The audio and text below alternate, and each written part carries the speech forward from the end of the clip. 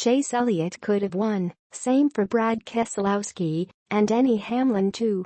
It was Kyle Busch, though, who punched his ticket into NASCAR's championship race with a victory in overtime of a race that turned wild very quickly and ended with the multi-car accident after Busch took the checkered flag.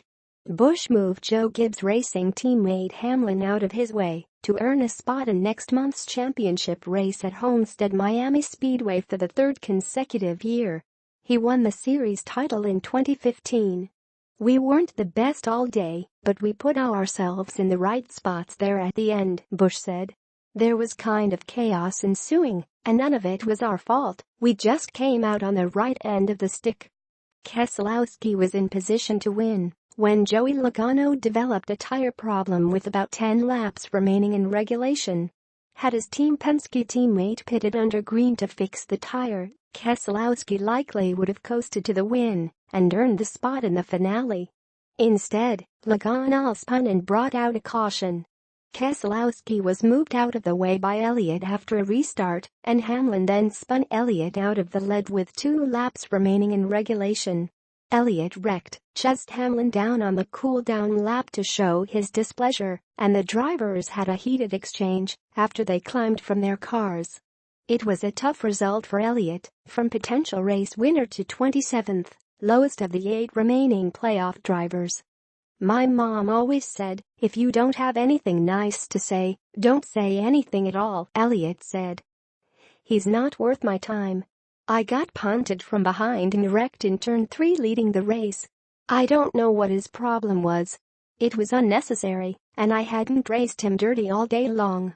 We had the best car I've ever had here at Martinsville and had an opportunity to go straight to Homestead, and because of him we don't."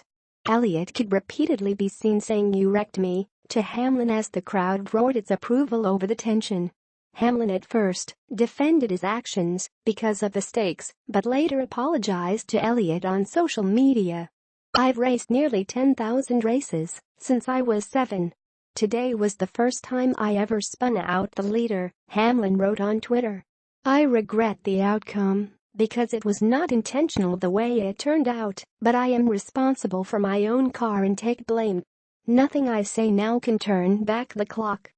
Hamlin faded to 7th after Busch bumped him for the win. "That was our chance to move to Homestead," Busch shrugged. Keselowski wound up 4th in a race his team believed he had to win.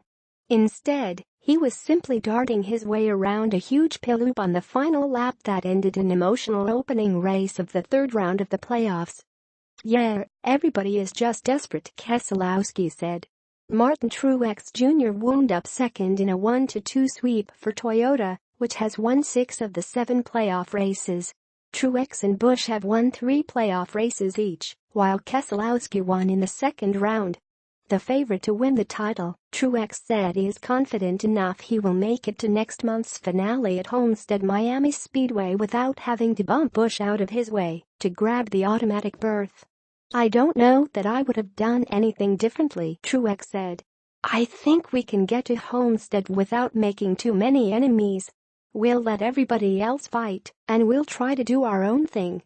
Clint Bowyer, not eligible for the playoffs, finished 3rd.